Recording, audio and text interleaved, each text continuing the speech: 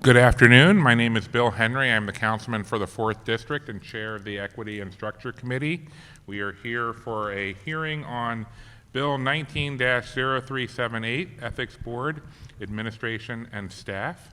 To my left, how we do the left-right thing, I have the vice chair of the committee, Councilman Christopher Burnett from the 8th District. To his left, we have Councilwoman Danielle McCray from the 2nd District, and also a member of the committee. And then to my far left is Councilman Ryan Dorsey, sponsor of the bill. In more ways than one. And to my not that far left. To my right, we have Mr. Sam Johnson from the Office of Council Services, staff to the committee. And oh, I'm sorry, Scott Davis from the Council President's Office, and Rebecca Tobjohn also from the Council President's Office.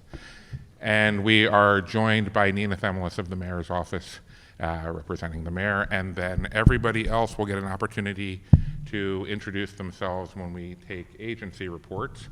But first, what I'd like to do is I'd like to give a moment to the sponsor of the bill to walk us through the bill and its intent. So, Councilman Dorsey. Thank you, Mr. Chair. I'm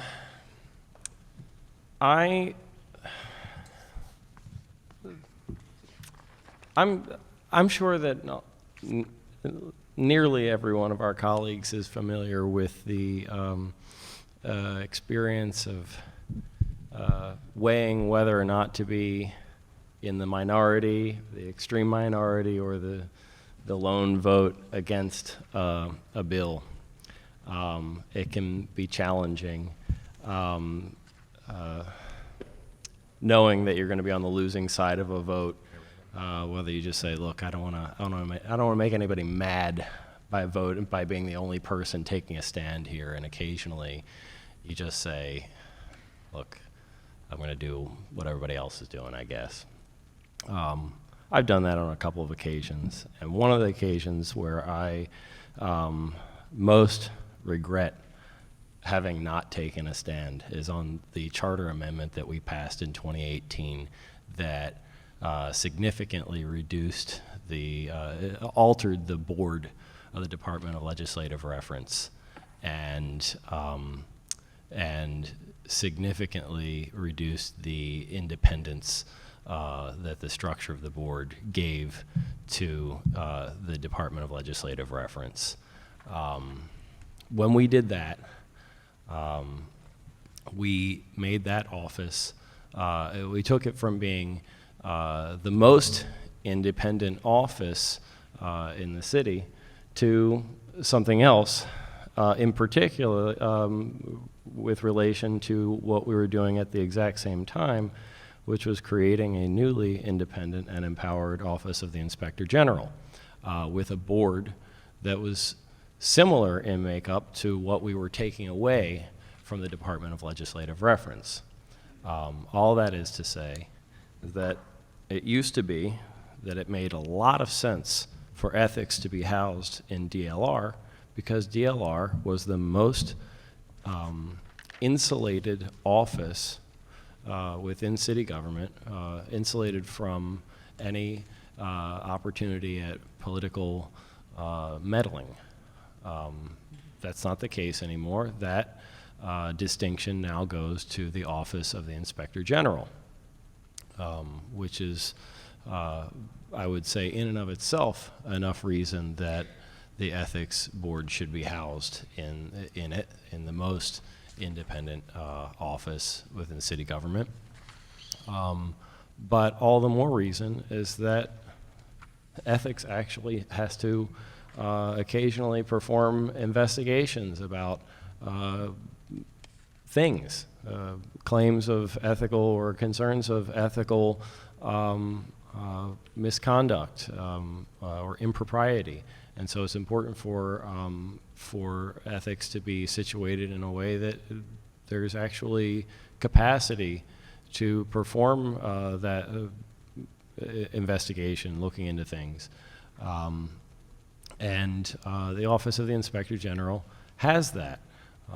It is as far as I can tell, in every way in line with the mission of the Office of the Inspector General to do things that are in principle the same as what the Ethics Board is all about. And so it just makes all too much sense for these two to be housed together, particularly considering how constrained the resources are within the Department of Legislative Reference and how important their primary functions are to city operations, to the operations of the city council, and that they should not be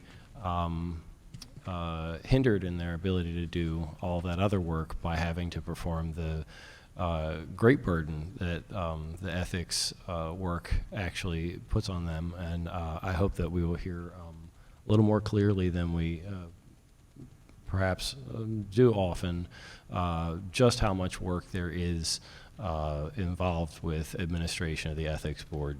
So thank you, Mr. Chair, for hearing this bill and for allowing me to introduce it. Thank you, and for what it's worth, the chair shares many of your regrets about the charter amendment for legislative reference. We now turn to agency reports.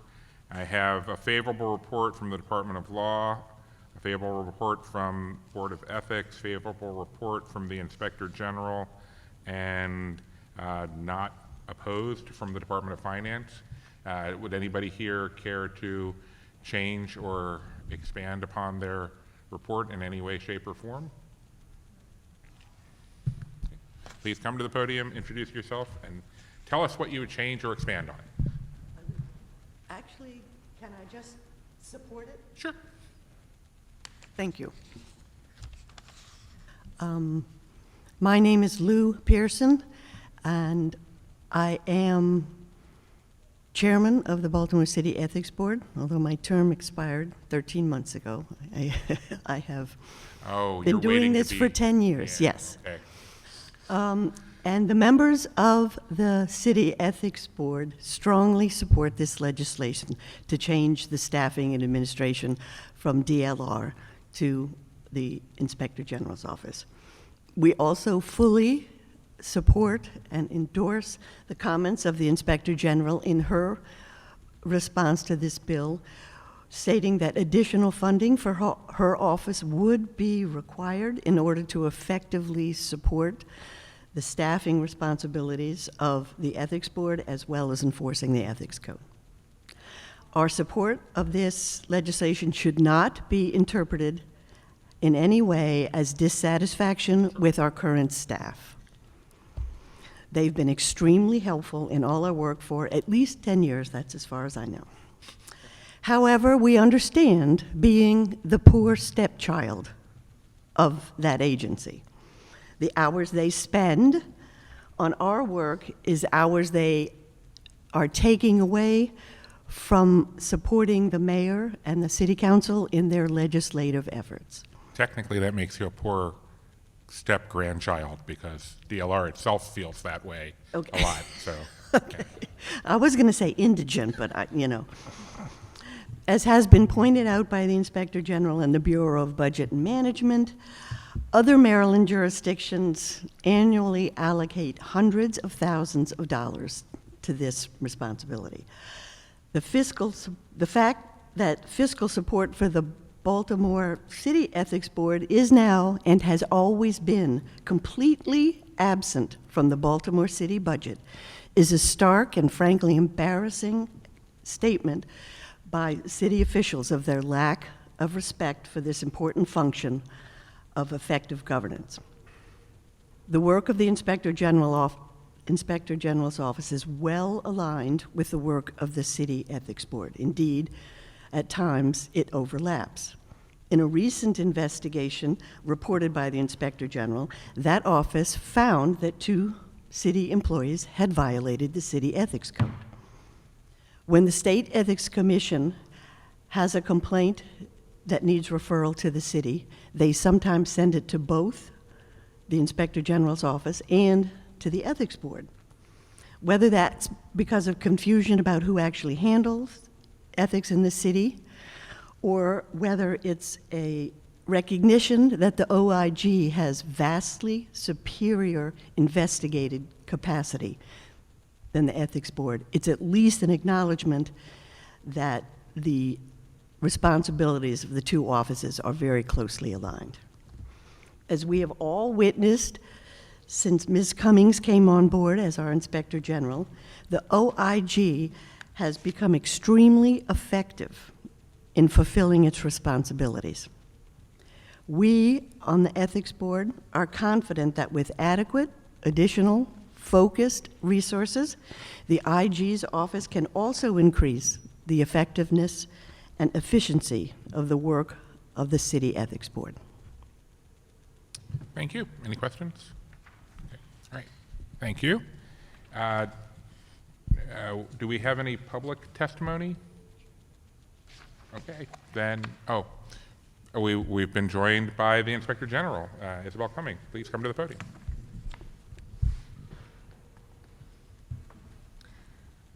First, I just wanted to say thank you very much for even considering my office for this position.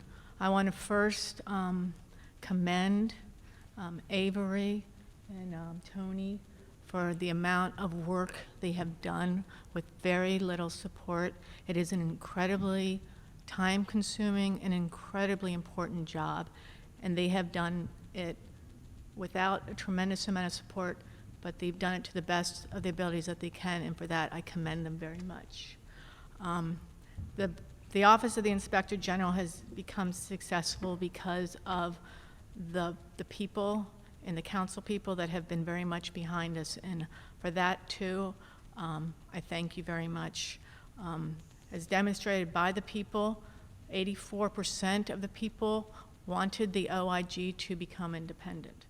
And I think that is a direct reflection on they want transparency and they want ethics in our government. Only because I was given this opportunity and have the independence that it's necessary, as well as the subpoena power that's necessary to do these types of investigations, I am humbled that you would consider my office, and I believe that my office can do a very good job. I also most respectfully say that we do need additional persons to do this job well, because without that we can't, and I will not allow my office to be set up for failure. My office currently has a tremendous amount of investigations that are pending that we can't even get to, and so I can't allow, this has to come with the appointment of the positions that finance, ethics, and everybody has set forth. So I just believe that I should state that my office will be happy to do that, but with the caveat, with the positions, because I'll either do things correctly or I won't do them at all. So thank you. Thank you. I appreciate appreciate your candor, and I will take this opportunity to disclaim, as I suspect the law department will back me up, we cannot mandate in the legislation that appropriation will be made to pay for additional staff. However, I can look over, where did Kalen Young go? He was just here. Okay, so we had briefly been joined by Kalen Young of the Council President's Office, and what I know has been done in the past is the President's Office maintains a list of things that come up during the year that would include necessary allocation in the budget, and when we get, but he's already running away. I'm not going to chase him down.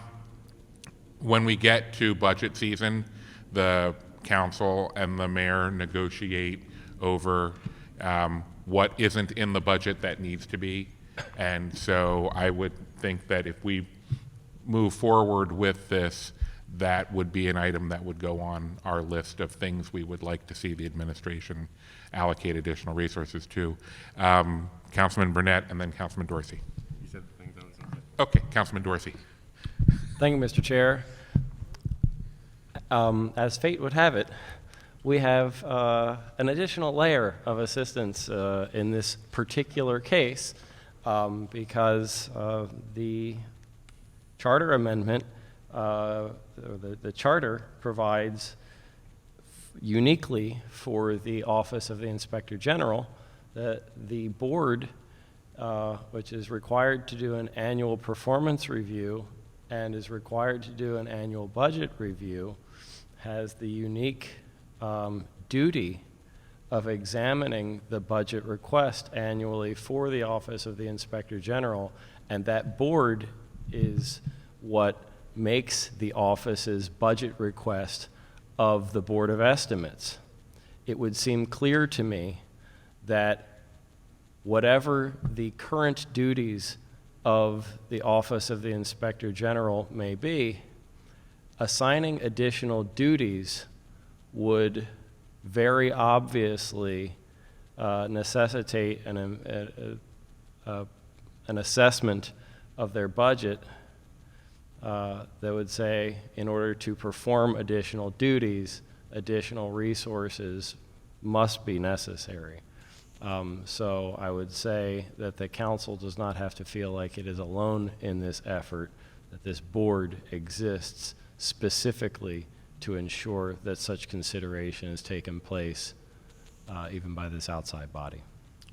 Well, that is excellent news to hear, and I think it bodes well for the improved performance. To say nothing of the repeated commitment that the council president has on his own made to expanding staffing for ethics.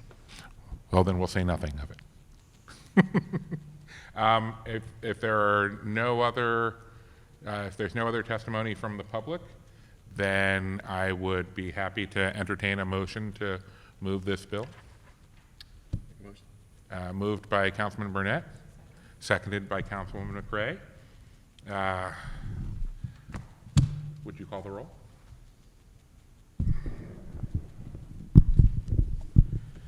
Chair Henry, Yes. Vice Chair Burnett, Yes. Member McCray. Yes. This bill moves favorably and will come out of committee to the floor on February 10th at the next council meeting. Okay, one last bit of business before we conclude this hearing. I'm going to take this opportunity to announce the additional work sessions that Equity and Structure will be having on the charter amendments that are currently in committee. On February 3rd at 6:30 p.m., we will meet at Notre Dame of Maryland University, 4701 North Charles Street in Doyle Hall. On March 2nd at 6:30 p.m., we will meet in Edmondson Westside High School, 501 North Athol Avenue. On March 16th, 6:30 p.m., we will meet at Fort Worthington Elementary Middle School at 2710 East Hoffman Street. And on March 30th at 6:30 p.m., we will meet at Cherry Hill Elementary Middle School at 801 Bridgeview Road. All of these will be listed on the council's legislative calendar. And unless there's any other, for the good of the order, this hearing is adjourned. Thank you very much. If you have anything near you on the floor of your seat, please take it with you when you leave. Thank you very much.